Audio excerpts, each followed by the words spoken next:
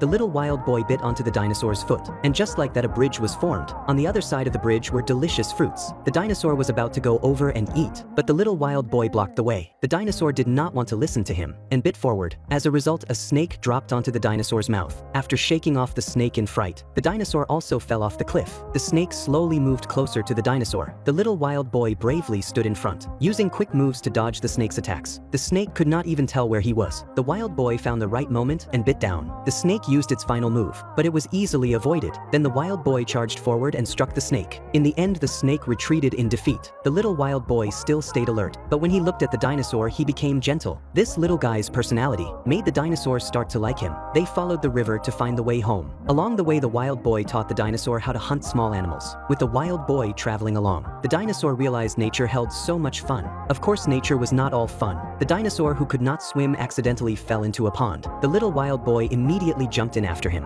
showing a paddling style of swimming in front of the dinosaur. The smart dinosaur quickly learned how to swim and safely made it back to shore. Late at night, the dinosaur missed home and explained to the wild boy what home meant. The wild boy also told the dinosaur that there were 3 members in his family. He laid down 2 small sticks to show that his parents were no longer there. The dinosaur also laid down the stick that stood for his father and buried it. The wild boy gently comforted the dinosaur as heavy rain began to fall from the sky. A flying reptile in the sky targeted the little wild boy. They grabbed the wild boy from the dinosaur's back, and the dinosaur was pushed off the cliff. Luckily, the vines below softened the fall. The vines wrapped around him. Then he was knocked unconscious by falling rocks. When he woke up, he found that his father had saved him. His father planned to take him home. At that moment, the little dinosaur remembered the wild boy was still in danger. He tried hard to call his father to stop, but his father seemed unable to hear him. Looking at the path he had walked, there were no footprints. Only then did the dinosaur realize it was a dream. The little dinosaur told his father, "I need to go save my good friend. He's my best friend." The father turned his head and said, "I know you can do it." After speaking, he faded away with the rain.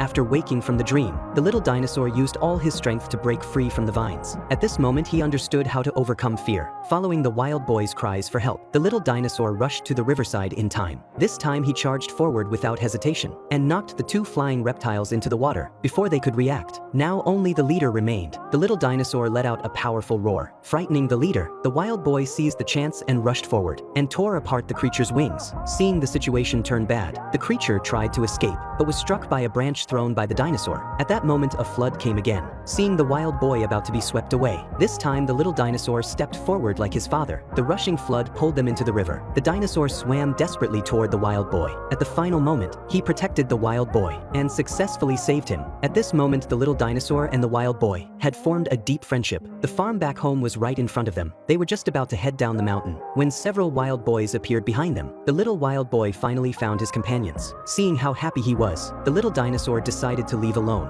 The little wild boy ran over and hugged the dinosaur tightly. Both of them had tears in their eyes. Parting is an important step in growing up. In the end, the little wild boy returned home with the others, and the little dinosaur also went back home. Everyone at home was waiting for him. The once timid one had become brave and strong. The little dinosaur pressed his footprint onto the wall, becoming a true grown one.